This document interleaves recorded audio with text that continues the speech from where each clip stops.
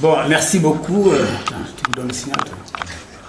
Merci beaucoup. Donc, tout d'abord, je commencerai par vous remercier de votre déplacement et vous dire que, en tout cas, nous apprécions hautement votre professionnalisme depuis qu'on s'est rencontrés pour la première fois. C'est vrai, il y a plus d'un mois, on ne s'est pas retrouvés. Et entre-temps, bien sûr, un certain ensemble d'activités ont été réalisées. Il s'agit dans un premier temps de la tournée qu'on devait effectuer en Gambie dans le cadre de la célébration de la paix revenue grâce au leadership de nos deux présidents, le président Macky Sall et le président Adama Barrow.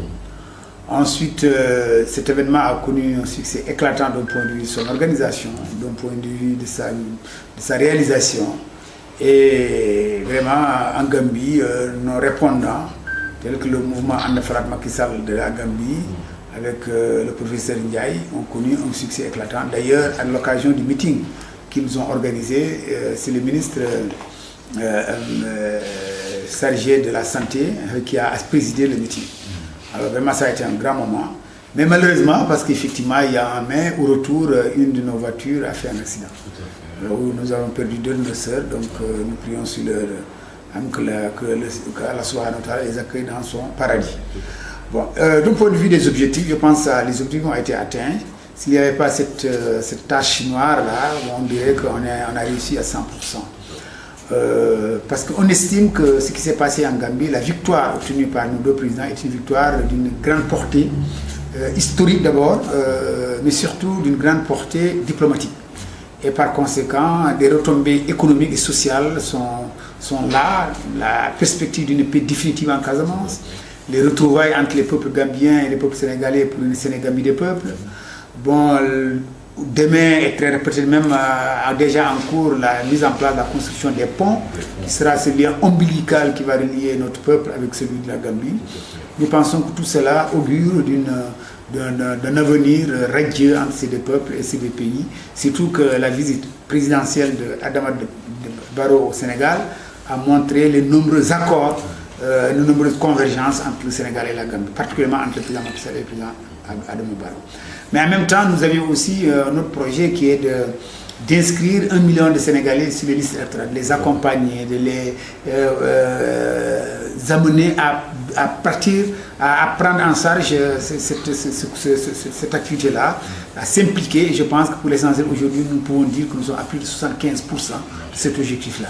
Et c'est pourquoi, tout dernièrement, nous avons organisé une randonnée pédestre qui nous a amené le samedi 1er avril passé, évidemment, qui a mobilisé plus de 4000 personnes. C'était un peu pour fêter la victoire qui est obtenue au niveau du fichier électoral, la refonte en question, où l'objectif était de 4 millions et aujourd'hui on a dépassé les 5 millions. Et on fait presque un cap vers les 6 à 7 millions. Alors ça, c'est le travail de l'administration électorale, c'est le travail du ministre de l'Intérieur, c'est le travail du président de la République, parce que c'est lui qui était à l'initiative de ce fabuleux projet qui voulait offrir en Afrique le Sénégal comme le premier pays à avoir la carte CEDEAO. Je pense que les objectifs ont été atteints et là nous aurons un fichier fiable, moderne, qui va nous permettre de faire des élections lisibles et transparentes dans l'intérêt du Sénégal et de notre démocratie. Alors, et c'est pourquoi la randonnée a été un succès total, parce que nous avons mobilisé plus de 4000 Sénégalais qui sont venus non seulement magnifier ce fichier, la réussite dans ce fichier, mais aussi magnifier notre police qui est en train de faire des résultats extraordinaires. Vous voyez, depuis quelque temps, ils sont en train de déloger des gangs véritablement qui écumaient les populations dans différents coins et recoins du Sénégal. Et je pense que ça c'est un succès, mais aussi saluer l'attitude et le comportement aujourd'hui de nos soldats de feu, des sapeurs-pompiers, de la DPC, c'est-à-dire nos agents qui s'occupent de le truc, comment on appelle ça, c'est-à-dire la direction de la protection civile, qui sont aussi des acteurs extrêmement dynamiques dans le cadre de la prise en charge et de l'encadrement dans nos plages et ainsi de suite. Donc véritablement c'était une marche qui voulait élever au rang de compétences et au rang surtout de résultats obtenus au niveau du ministère de l'Intérieur. Alors, ceci étant, donc il était notre devoir nous aussi de participer à magnifier les actions que les différents différentes directions du ministère de l'Intérieur étaient en train de réaliser dans le cadre du développement de notre pays, la sécurisation de notre pays, qui rentre globalement dans le cadre de la gouvernance du président Macky Sall, qui est l'axe 3 de plan Sénégal émergent. Voilà, très rapidement, pour entrer dans le vif de l'actualité, on parle de politique avec le rassemblement des yanamaristes qui semblent avoir repris du service. Aujourd'hui, ne pensez-vous pas avec la mobilisation que ce groupe a réussi, quand même, qu'il puisse contribuer aujourd'hui à aider aujourd'hui l'opposition à reprendre un peu de poids, si vous voulez, surtout que cette opposition était moribonde, n'est-ce pas, hein? Voilà, je pense que c'est une question très intéressante. D'abord, comme je l'ai dit dans une de mes interventions dans une télé de la place, j'estime que, de façon générale, les mouvements, ou bien les partis, ou bien les citoyens qui s'organisent pour pouvoir manifester, que ce soit leur colère, que ce soit leur adhésion, parce que ça peut arriver d'un moment à l'autre, doivent être autorisés. Je pense que notre constitution autorise les Sénégalais à marcher, à avoir des activités de regroupement dans le cadre d'une expression, d'une opinion, d'un point de vue, d'une vision. Et je pense que l'État, le gouvernement de Macky Sall, l'État du Sénégal doit créer toutes les conditions pour que l'interdiction soit une exception. Alors, on ne peut pas dire que ça ne peut pas arriver parce qu'ils n'ont plus d'outils pour apprécier concrètement la situation au moment où une autorisation ou bien une déclaration est faite. Bon, maintenant, je pense aussi, les Sénégalais aussi, dans leur grande majorité, quand un itinéraire est changé, modifié, nous devons accepter. Parce que l'État aussi maîtrise ses moyens humains et matériels, maîtrise les situations, la complexité, surtout que nous sommes dans un moment, dans une période où véritablement la sécurité est une question centrale, une question nodale dans toutes les politiques qu'on doit mener. Donc il faut de cette prudence-là, aussi bien les autorités que les Sénégalais doivent le prendre très au sérieux. Bon, il ne faut pas seulement mettre en avant cette envie de vouloir être visible ou de vouloir manifester, mais aussi il faut regarder l'intérêt du Sénégal. Parce que demain, dans tous les cas, si ça dérape ou bien s'il y a une intervention étrangère, et même peut-être étrangère aux organisateurs de la manifestation, c'est toujours le gouvernement qui sera ciblé et incriminé. Donc je pense qu'il faut quelquefois tenir compte de leur avis et de leurs propositions, mais tout cela doit se faire dans une concertation. Par exemple, nous, je fais une remarque, nous, lors de notre randonnée, on nous a bloqués, la police nous a bloqués, alors que tout était préparé. Non seulement il y a du retard dans la communication de la réponse à la demande qui a été déposée, ensuite, véritablement, nous avons été très surpris de ce qui s'est passé, parce qu'on devait quitter la porte du Muller pour le ministère de l'Intérieur, où des autorités du ministère nous attendaient pour recevoir notre communication, et arrivé à un certain niveau sur ce chemin-là, sur ce parcours-là, on nous a arrêtés. Et donc vraiment, si on n'était pas des partisans, si nous n'étions pas, nous n'étions pas disciplinés, 4000 et 4000 âmes, mais ça pouvait dégénérer. Alors que nous sommes des partisans du président de la République. C'est pourquoi je dis que je soutiens que quand il y a des problèmes de sécurité qui se posent, il y a des problèmes qui justifient une interdiction, il faut le faire, mais en respectant les délais. Bon, en proposant peut-être, ou même si on ne propose pas un autre itinéraire, mais qu'on propose aux intéressés de proposer un autre itinéraire pour que ce soit fait dans la concertation. Mais attendre jusqu'à presque 30 minutes du départ de la randonnée pour venir vous te dire que ce n'est pas possible, ou même que vous ne pouvez plus passer par le chemin que vous devez passer, ça c'est de la provocation à la limite. Et ça crée des choses. Imaginez-vous si c'était l'opposition qui était dans ce cas, ça peut dégénérer. Donc je pense que nos autorités administratives et nos autorités policières doivent prendre toutes les dispositions pour d'abord respecter les délais au moins de 48 heures à 24 heures, de communiquer l'information et l'itinéraire retenu. Ensuite, véritablement, s'ils autorisent l'encadrement, s'ils autorisent la manifestation, qu'ils fassent un encadrement cohérent, un encadrement qui sécurise tout le monde.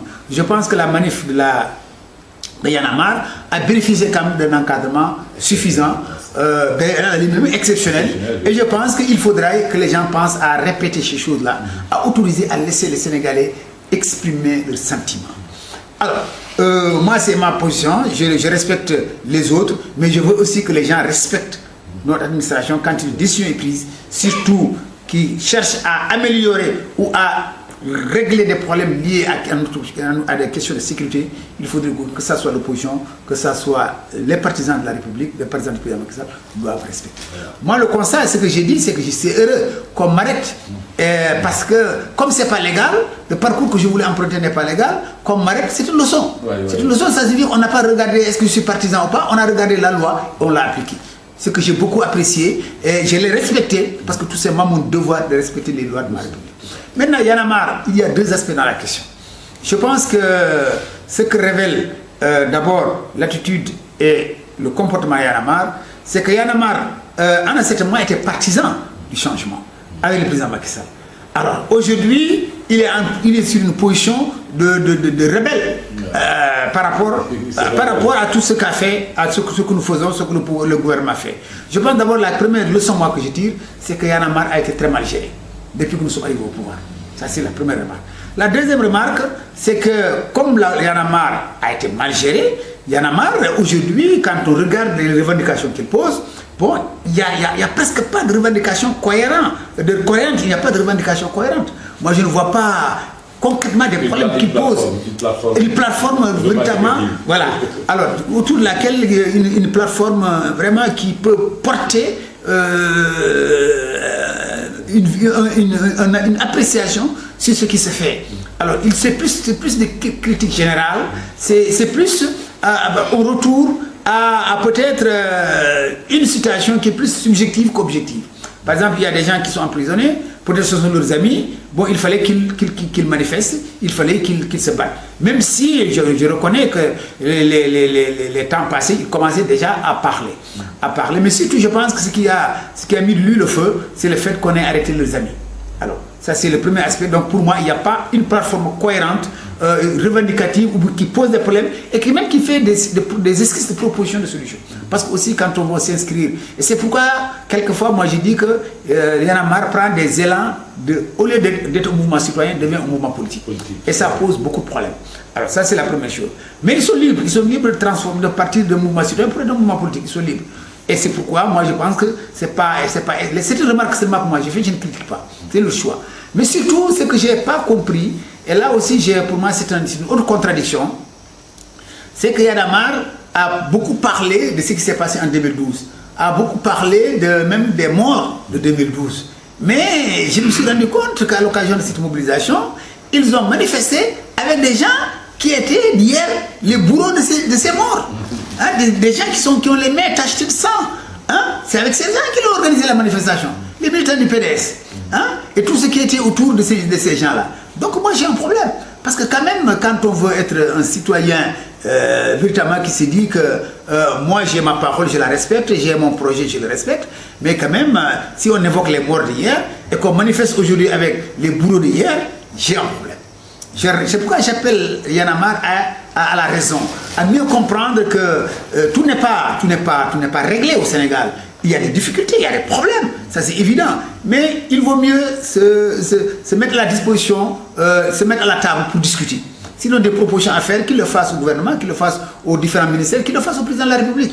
Mais qu'ils ne prêtent pas un flanc, parce qu'il y en a qui veulent les utiliser comme des escaliers, comme un ascenseur, parce que pour arriver à des objectifs qui sont plus politiques, même politiciens, je dis, alors qu'ils ne sont pas véritablement des gens qui sont neutres. C'est des gens qui sont dans l'opposition, ils sont dans le droit, mais qu'ils s'assument. Alors ils ont utilisé pour moi, c'est l'autre aspect où je critique Y'en a marre, même si je ne critique pas, bon, je fais cette remarque que j'ai faite, c'est que quand même, cette manifestation-là, c'est vrai, c'est Y'en a marre qui a l'initiative, c'est Y'en a marre qui a appelé, mais finalement, c'était transformé en une manifestation des politiques et de l'opposition. Les politiques l'ont récupéré. Il faudrait donc qu'ils fassent très attention, s'ils veulent se maintenir dans une position d'équidistance par rapport aux par rapport au gouvernement comme par rapport à l'opposition, pour véritablement pouvoir être écoutés, être entendus, être considérés comme une force de proposition dans le cadre d'un esprit purement citoyen. Voilà. Tout à fait. Voilà, donc ça c'est, on va s'acheminer vers la dernière question. Aujourd'hui, des législatives en perspective. Le Fouta, c'est la base de la rampe, si vous voulez. Le bilan du président Macky Sall aujourd'hui milite en sa faveur, mais les guerres entre apéristes, hein, ces guerres de positionnement, ces guerres d'investiture, ne pensez-vous pas que cela risque de vous défavoriser, de vous porter préjudice? Oui, merci. Je pense que vous avez parfaitement raison. Donc nous allons vers la ligne droite en direction des législatives qui sont un prélude au présidentiel de 2019. Et je pense qu'aujourd'hui, comme le président l'a dit, il faut unir toutes les forces. Que ce soit les forces de la paix, que ce soit les forces de Benno Bokk Yakaar, que ce soit les forces des mouvements de soutien et des mouvements affiliés. Aujourd'hui, la question fondamentale qu'il faudra régler, c'est le format organisationnel qui va nous permettre, et quand je dis quand les questions d'organisation se posent, c'est à tous les niveaux, les questions de structure, les questions de communication, les questions d'organisation proprement dite, il faut les prendre en charge. Parce que ce qui fait un peu notre faiblesse, c'est les questions d'organisation. Et qui dit questions d'organisation, en vérité, c'est les questions politiques. Parce que la question fondamentale, la question politique fondamentale, c'est des questions d'organisation. Et quand on parle des questions d'organisation, c'est des questions de méthode de travail. Alors je pense que c'est à ce niveau-là que nous avons des difficultés. C'est pourquoi il y a effectivement des incompréhensions, des tiraillements, des ruptures même quelquefois dans certains cas, et pour ne pas dire des rejets. Et il faut très rapidement trouver des moyens de pouvoir trouver des solutions à ces situations-là. Et je pense que le président est très conscient de cela. Et là où on nous attend, c'est au niveau des investitures. Si on réussit les investitures consensuelles, si on réussit des investitures avec des hommes et des femmes qui sont capables de porter nos listes dans les différents départements, et dans une liste nationale où véritablement on met des hommes qui peuvent refléter une assumation du leadership du président de la République et du programme que nous avons mis en place, il est possible de transcender cette situation et peut-être même d'arriver à des résultats inespérés. Mais dans tous les cas, je pense que le président est conscient de cela, il travaille dans ce sens-là, et en tout cas, nous, au niveau de la rampe, nous continuons à l'accompagner dans ce sens-là. C'est pourquoi nous poursuivons nos tournées. Peut-être d'ici la semaine prochaine, après le Dakar, nous sommes au sud, à Sédhiou, Kolda et Ziguinchor, Inch'Allah. Si on revient, nous serons au centre, à Darou Mousti et la zone de Darou Mousti. Ensuite, dans la première semaine du mois de mai, nous serons à Touba. Nous allons organiser les assises de Touba.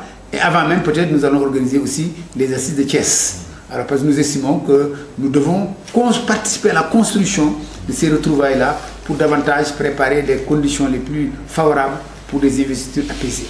Alors, la rampe en mouvement fédérateur, en quelque sorte, à vous entendre parler? Oui, on la rampe au mouvement fédérateur parce que je pense que c'est dans la douleur que la rampe est née. C'est parce que nous avons constaté qu'il y a beaucoup de difficultés au sein de notre parti, que le président avait besoin de soupapes pour pouvoir contenir les éventuels mécontents qui voudraient quitter, qui s'engageraient à quitter la PR ou bien à rejoindre d'autres prairies. Nous avons estimé que la rampe recueille tout ce monde-là, en même temps en tendant la main à tous ceux qui veulent venir à côté du président pour l'accompagner, et même aux acteurs de développement qui ne sont pas nécessairement des politiques, mais qui veulent accompagner le président parce que le président est en train de faire des résultats dans le cadre de l'intérêt de notre pays. Donc c'est ça la mission de la rampe. Nous la poursuivons. Là où nous pouvons recoller les morceaux, nous le ferons au sein de la PR. Là où nous pourrons amener d'autres acteurs, nous le ferons. Et là où il faut véritablement consolider et défendre les positions de la République, du président de la République et de son gouvernement, nous le ferons parce que c'est dans ce sens-là que nous avons inscrit notre action. Je vous remercie.